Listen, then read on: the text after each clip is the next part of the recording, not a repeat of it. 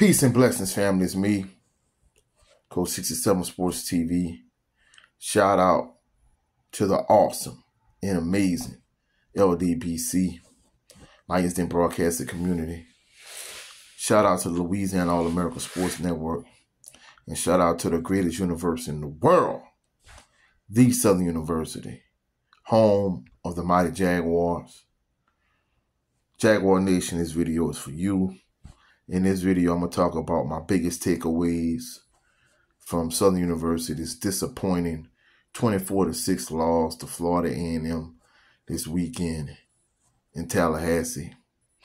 I'm not going to lie, FAMU, they had a solid and impressive win.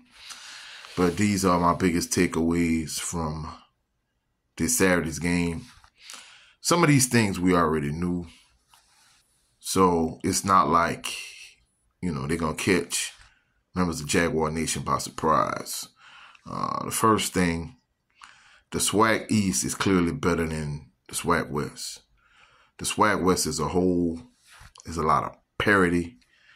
But the one good thing for Southern, they're still in the driver's seat. They're still controlling their own destiny. And they still can make it to the SWAC championship game. Whereas on the east side of things, I think Jackson State and FAMU are clearly the two best teams in the SWAC East and just the SWAC in general. I think if instead of having an East and West, if they just said, hey, we're going to take the two best teams in the SWAC, it'll be Jackson State against FAMU in the SWAC championship game. And that's the truth of the matter. Next thing we learned from this past weekend's game is that every time Noah takes 2 steps forward as a quarterback, he takes 1 step back. And I'm not going to lie, he played good. I had to give him his flowers because I've been extremely critical of him the entire season. And he played good for homecoming against Alcorn State. Then he went back to being the guy that he was prior to that. So it was almost like after homecoming and when they went to Tallahassee this weekend to play FAMU, the clock struck midnight, and basically he went back to being the guy that he was. And I said this on my live stream: if he was Superman against Alcorn, he was Clark Kent against FAMU. If he was Batman against Alcorn, he was Bruce Wayne against FAMU. And the truth of the matter is, maybe he could develop, but he clearly not that guy because the only thing he does consistently at this point is be inconsistent. And I think Zay definitely has more upside and potential, but I think the coaching staff feels that Noah probably gives them the best chance to win. He has more experience. He's getting more experience each game, but, by this point, people are like, hey, you got to let him develop.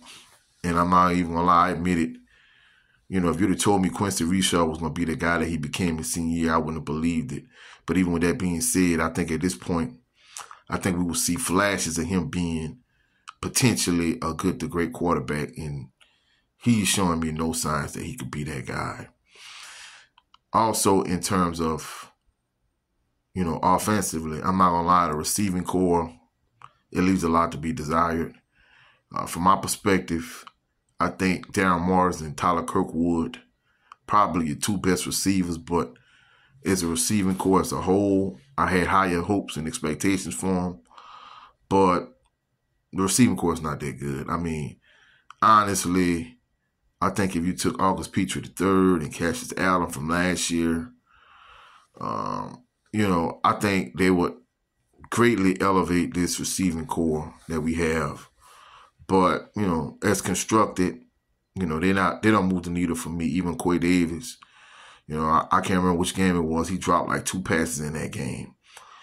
There's no real clear-cut, like, game breaker like years past where you would have a Micah Hayes, a Willie Quinn, a Jamarius Stewart, James Vernon, Devin Lewis. We don't have that receiver.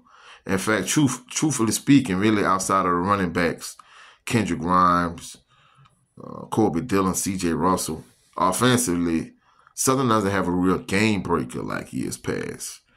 You know, truthfully speaking, even if you look at somebody like Sean McCray, I think at this point, with his limited passing ability, at least Bashawn McCray was able to run the ball.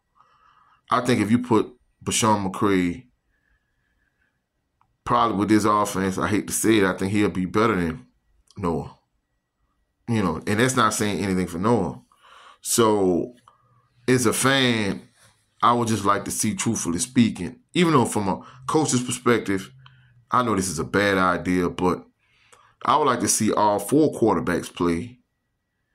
You know, Noah, Xavier ZT Set, Jalen Adams.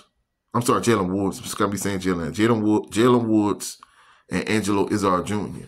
If you play Angelo Izzard Jr. and Jalen Woods and ZT Set and Noah, you play all 4 of them, whatever quarterback plays the best, I'll just stick with that guy. And if it's Noah, then I probably just wouldn't stick with him. But any of those other 3 quarterbacks, whichever one plays the best, that'll be the quarterback I just ride with and just, you know, put energy, time, and effort into that guy. But the way they currently constructed, there's this old adage: if you play 2 quarterbacks, that means you don't have 1 quarterback. And we kind of at that point. And another major takeaway from Saturday's game, I think the offensive line, clearly they do a better job run blocking as opposed to pass blocking. And also, you know, Southern has to lean heavily on a running game because, you know, the receiving core, you know, is average, so they're mid, really. Quarterback play is mediocre at times. And, you know, with all that being said, you really got to lean heavily on a running game. Another glaring thing that I noticed from Saturday's game is Mark Frederick is an offensive coordinator. Man, there's no bells and whistles to Southern's offense. Don't get me wrong. I know you got everybody pretty much for the most part, most teams run spread nowadays. And, you know, some spread offenses are more complete than others. Southern's spread offense is bland and basic and vanilla as it gets. Straight up and down, no special effects. I mean, it's not a lot of motion. They don't run jet sweeps. They don't run screens to Kendrick Grimes off the backfield.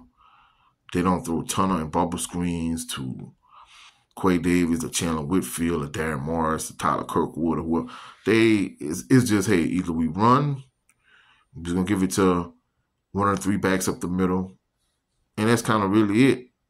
I mean, the offense, it needs more diversity.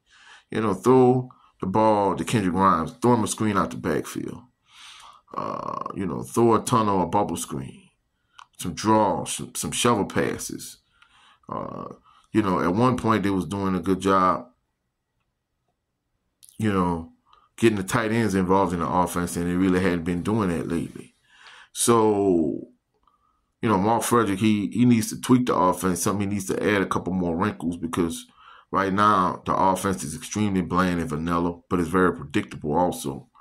You know, every team has tendencies, but even with you having tendencies, you don't want to be too predictable as a coach. And I think that's the issue Southern is having at this point. And, you know, lastly, I think the defense is rock solid, but the offense has to sustain drives to protect the defense and keep the defense off the field. They need to play complementary football. And I think the last thing about the defense has to do a better job tackling. They miss way too many tackles against FAMU. That's what allowed FAMU to get so many chunk plays. And the fact that, you know, with Jamar Gassett, FAMU had a playmaker, whereas Southern didn't have the playmaker that could get you, you know, take a punt return to the house and make a house call off a punt return, or a wide receiver that could just beat his DB over the top and have a deep touchdown down the field. Southern offensively has no real playmakers, in my opinion, for the exception of Kendrick Grimes. And my last takeaway, truthfully speaking, I think Kendrick Grimes clear cut in my mind is the feature back. I know they like to play running back by committee. You know, Kendrick Grimes, Kobe Dillon, C.J. Russell. Even in those short yardage situations, which I don't like, they put Barry Remo, which is a true freshman from Catholic High, 165-pound running back at fullback, and give him the ball up the middle. I think if you're going to use him, you could use him in a better way than that. But more than anything, I think Kendrick Grimes is your guy. I don't mind C.J. Russell and Kobe Dillon getting touches, but Kendrick Grimes clearly is your feature back. For whatever reason, they decided they want to ride Kobe Dillon against FAMU. I don't know if it's more internal issues, if he was suspended like he was for like a quarter or whatever against McNeese. But either way the cut go, Kendrick Grimes is your feature back. He should touch the ball more than any other back. And then probably behind him, Kobe Dillon, and then C.J. Russell. And then if you're going to play Barry Remo a little bit, cool. But at the end of the day, these are my biggest takeaways from Southern's disappointing loss, 24-6 loss against FAMU Saturday night. The offense is vanilla. The quarterback play is inconsistent. The play calling is suspect at times. Southern's offensive line is built more for running the ball. And Southern offense in general is built more for running the ball because your wide receiving core is average. Noah is inconsistent. Zay is a redshirt freshman, just like Jalen Woods and Angelo Izzard Jr. So, offensively, you're limited. So he needs to expand the playbook, Mark Frederick, and add some other stuff in there. Like I say, some bubble screens, some tunnel screens, some screens to Kendrick Grimes at the backfield, some draws, some shovel passes. And the crazy thing about it, a lot of the same issues Southern having now. Members of Jaguar Nation like myself was complaining about those exact same issues a year ago. Also, the offense needs to protect the defense. They need to play complementary football. And the defense needs to do a better job tackling. These are my biggest takeaways from Saturday's game, Saturday's 24-6 loss against FAMU in Tallahassee. If you found any value in this video, please like the video, share the video, comment in the comment section, subscribe to the channel. Also click the notification bell so you could be alerted anytime I post any new videos. Go check out my LDBC brothers, Jared 11 Green, Brent Fox, Trill Will, I Am Trill Will, Cadillac Red, Supreme Beast Boxing Talk. He has 2 channels, Supreme Beast Boxing Talk, Supreme Beast After Hours. And definitely don't forget the General, 7A Sports TV. He has 2 channels also, 7A Sports TV and the LDBC General. I'll catch y'all on the rebound. Y'all have a blessed, phenomenal day. Peace and blessings.